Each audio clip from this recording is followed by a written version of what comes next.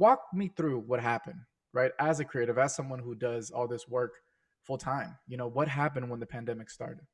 Absolutely. So for people who don't know who I am or what I do, I'm a full-time DJ slash creative, but DJing is the bread and butter for me. And when the pandemic hit, we were learning about it late January, February, and it I was seeing hints of it in February that it was about to go down. So Bloomingdale's is one of my clients. I was DJing in one of their probably like biggest store in Southern California for sure, South Coast Plaza, and there I had one gig there on a Saturday, and literally the week, if not like the day before, a couple days before, a news report came out that someone had COVID and was in the mall, that particular mall. So I get there and it's almost like a ghost town. And all the employees at the different, I was in cosmetics, so people at the perfume station were just like, literally, no one's been in the store. And it came out that it was a false report, but at that time the damage is done. Nobody was there. So it got a sense of like, this is going to be potentially really damaging for all of us if it could knock out how a store was doing within a week. And then it wasn't until like March that for me, in the span of 3 days, everything got wiped out. Right, definitely up through the summer, definitely up through the summer. And I'm talking like I got heads up that a theater job that I was doing in mid to late spring was done. All Nordstrom is another one of my clients, so all their events for the spring season was out. Um, Hotels and bars that I would DJ at, done. And so literally like donezo. So then we get the report that we have to be in quarantine. So as I'm like panicking, not like panicking, go crazy, but just thinking, what am I going to do? And I think that was the question that all creatives had, like, what are we going to do? This is our primary source of income. And so what happens next? So we get the quarantine order, and the next morning I wake up and I'm like, just show up. There was a voice in me that said, just show up and be present. Part of that came from, I think people, I don't know if you're familiar with Grant Cardone. Oh man, are you kidding me? Yeah, right. Who isn't, right? But I remember a while back, I seen one of his posts where he was talking about in times of economic contraction, people tend to hold on. That's the time you need to like really go forward. Now, I think he was also talking about marketing, putting money down in marketing and expanding. Look, if you have the wherewithal to do that, yes, then spend the money and keep showing up. But if you don't, the critical point of what he was saying was just be present, be aware, have people be aware of who you are. This isn't the time to hold back with what you're doing. So in my mind, I wake up and I'm just like, show up. And I start live streaming. And I start with Facebook. And I'm doing DJ sets, and people are getting down. They're loving the DJ sets. I'm getting good vibes, good responses from it. And then I keep pushing it forward. I go from once a week to 2 times a week to now DJing 3 times a week online. I dealing with all like the Facebook takedown issues and muted stuff, but whatever. We're just figuring it out. Well, hold on, And hold on. I gotta stop you there. The Facebook takedown issues. What is this about? Facebook has these issues with copyrights. So for DJs in particular, when you're playing other people's music that you do not have the rights to, they just do a general takedown notice like, you can't do this. Sony is claiming your rights to your video. And I think basically they're saying they're making sure you're not profiting off of other people's songs.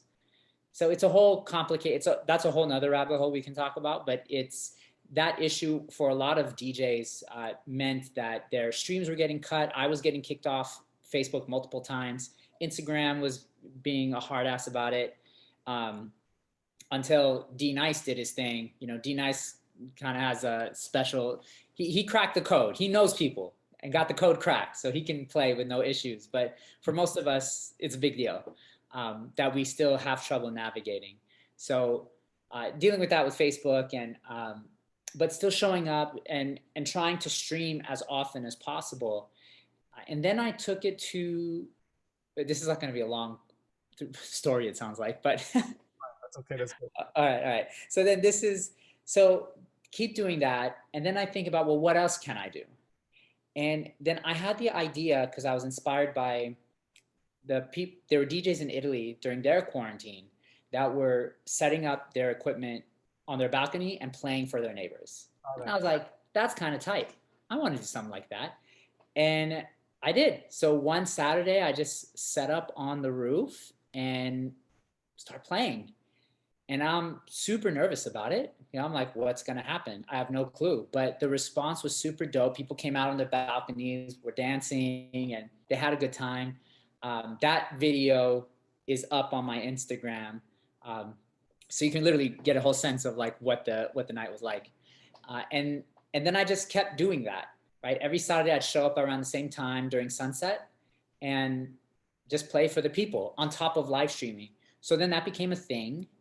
Um, it took off in its own way, got caught on Los Angeles, LA news stations, KTLA and ABC. Somehow made its way to Ellen, so that was crazy. So that got syndicated, and then or syndicated, right? Got caught on a syndicated show, and then I had stopped that, and the next thing that I did was doing these DJ pop-ups. So basically it's like drive-in shows, like drive-in theaters, but instead of movies, you listen to me play and I have projections on a wall behind me. So I was doing that for a strong like 4 or 5 months. That paused in September. No, I think September, yeah. And looking to get that going again. So those are like the main things that I was doing with DJing during the pandemic. I mean, there's so much stuff that, for me, when I hear all this, it's so inspiring, right? I mean, Okay. there's a lot I'm going to ask you about your mindset, and you brought up For grad, sure. and I know you're a student of Gary Vee and all these other people, these marketing people, that Yeah. I listen to that I think have so much useful and powerful advice for musicians. But let's get to that later. Yeah. Yeah. The way that you saw this super difficult situation and your immediate reaction was, okay, what else can I give to these people? How can I make other people feel better in the middle of all this? I remember when you posted that video, that Instagram video of you just setting up on a rooftop, I said, damn, this is dope. This is really, really cool. This is what musicians, I'm not going to say should be doing, but when they do things like this, it means so much, and it was very inspiring to see that.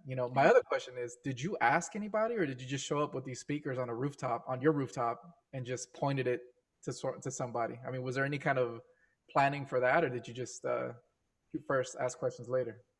It was shoot first, ask questions later. Yeah. I know I wasn't going to get any kind of okay from nobody. So it's just kind of like, fuck it, let's go. Like, Right.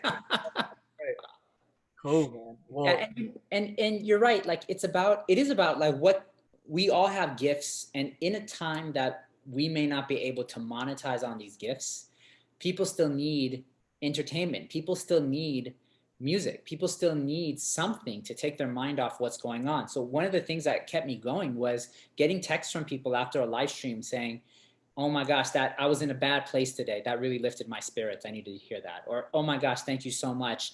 I feel so much better after listening to your music today.